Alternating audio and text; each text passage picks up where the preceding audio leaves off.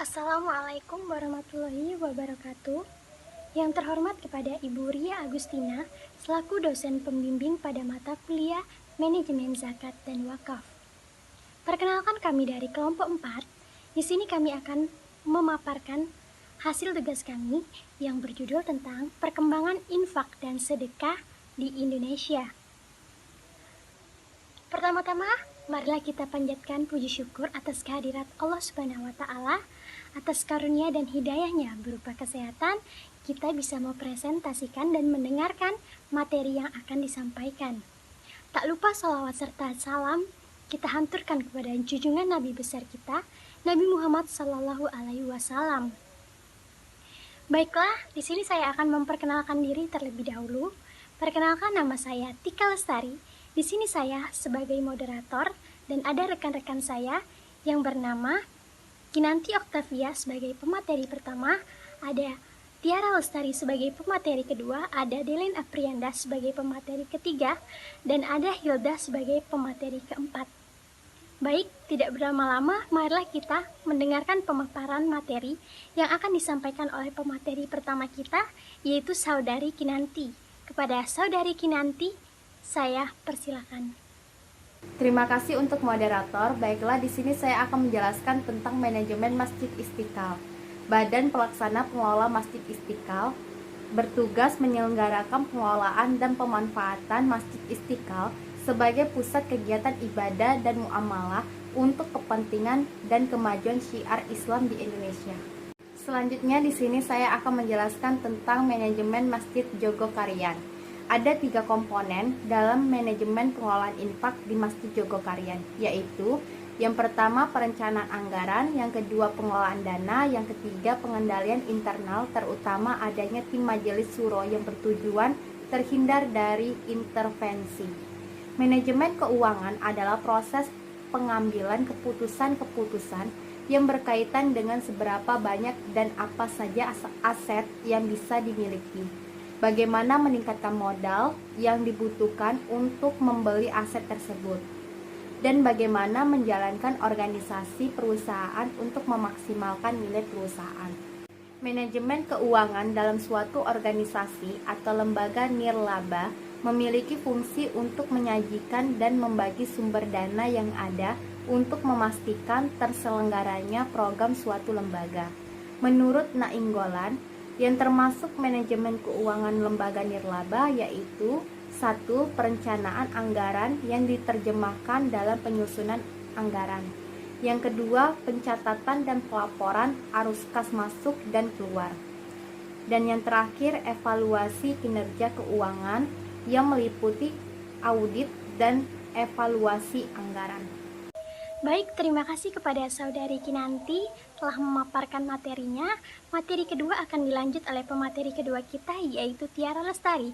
Kepada Saudari Tiara Lestari, dipersilakan. Manajemen keuangan masjid berhubungan dengan cara-cara yang digunakan pengurus masjid dalam menghimpun dan mengelola dana untuk kepentingan umat Islam yang dengan terencana, terukur serta terkontrol. Dalam manajemen keuangan, masjid setidaknya mencakup 1. Rencana anggaran pendapatan dan belanja masjid yang memuat ikhtisar kondisi keuangan tahunan masjid. 2. Teknik pelaksanaan anggaran. 3. Buku kas dan catatan keuangan lainnya. Bank infak merupakan fenomena perkembangan infak di Indonesia yang tujuannya untuk kemaslahatan umat. Karena bank identik dengan pengelolaan keuangan yang tidak transparan dan mengandung riba, maka dengan tambahan infak akan menguatkan manfaatnya untuk membantu seorang lebih sejahtera dan tanpa riba. Baik, terima kasih kepada Saudari Tiara Lestari telah memaparkan materi, dan pemateri keempat kita yaitu Hilda. Kepada Saudari Hilda, saya persilakan. Assalamualaikum warahmatullahi wabarakatuh. Perkenalkan, saya Hilda. Di sini saya akan menjelaskan tentang tujuan dari Bank Infak. Dapat kita lihat di sini ada tujuan dari Bank Infak itu sendiri, yakni untuk menciptakan ekosistem ekonomi yang sifatnya berkaitan antara satu sama lain secara global. Namun ada tujuan lain dari Bank Infak ini, yaitu untuk menciptakan masyarakat yang mandiri dan berdaya melalui akses keuangan yang bebas riba, atau dengan kata lain untuk menciptakan kemaslahatan umat. Di sini juga ada konsep dasar bank infak. Yang pertama yaitu adanya amil, orang yang bertugas untuk mengumpulkan dan menyalurkan infak.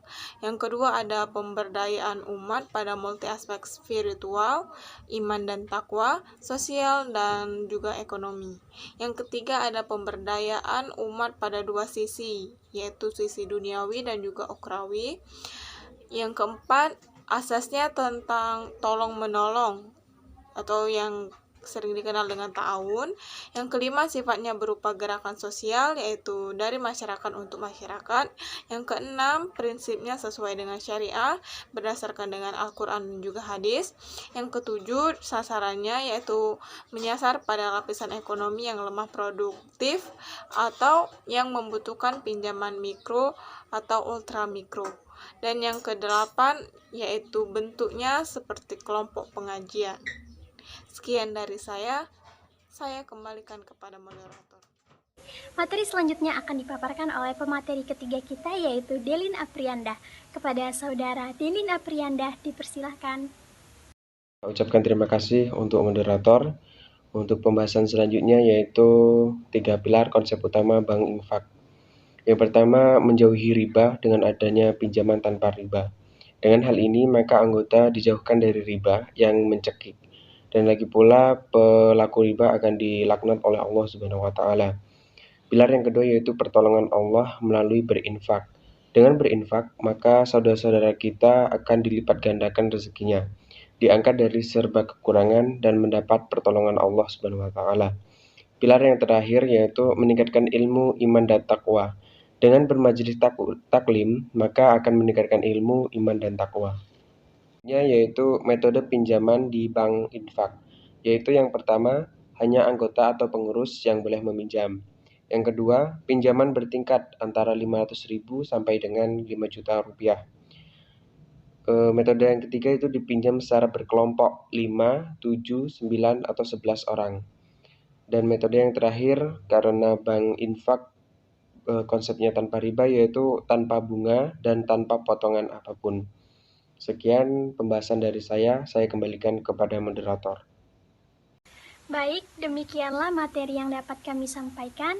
Saya sebagai moderator mohon maaf apabila ada salah kata dan saya mohon ampun kepada Allah Subhanahu wa Ta'ala. Saya akhiri, wabillahi taufik wal hidayah. Wassalamualaikum warahmatullahi wabarakatuh.